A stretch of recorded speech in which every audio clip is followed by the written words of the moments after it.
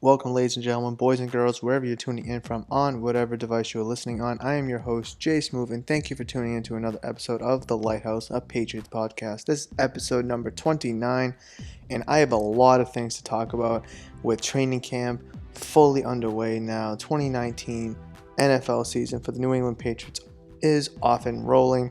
I'm just going to blaze through these topics that I want to talk about. Julien Edelman suffered a thumb injury on day one of training camp. It was discovered. They figured out yesterday on the 26th of July that it's a broken thumb, that he will miss all of training camp and all of preseason.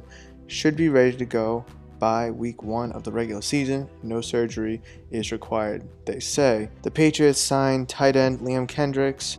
He played for the Packers last season. I think he caught like 19-ish or so balls from Aaron Rodgers last year, so not very productive, but he has played with a very good quarterback, or I should say a great quarterback before. It'll be interesting to see what he does, see how well he's utilized in the Patriots offense, especially the first 4 weeks without Benjamin Watson. Danny Etling, third-string quarterback last season. He's actually on the practice squad last year, but a lot of people thought he'd be the third-string quarterback or even the backup if they moved on from Brian Hoyer. However, he's taking reps at wide receiver this year. This may be the only way that he makes the team, is being a wide receiver, especially with Jared Stedman on the roster, and the Patriots are most likely going to keep him this year because they could possibly view him as the backup quarterback moving forward, possibly even a successor to Tom Brady, but that's a conversation for another day.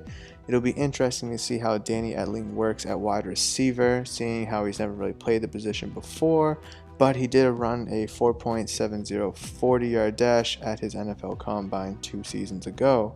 Sony Michel's first day was today, the 27th, which was day 3 of camp. He missed the first 2 days because of injury. Just a small minor thing. Didn't want to push him, especially in the heat where it's so hot outside.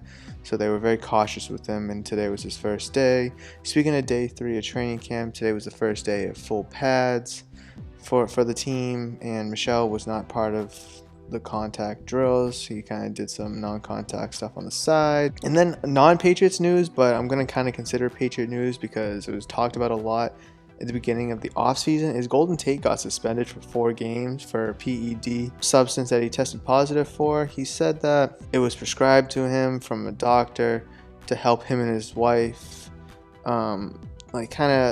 enhance the fertility chances between them.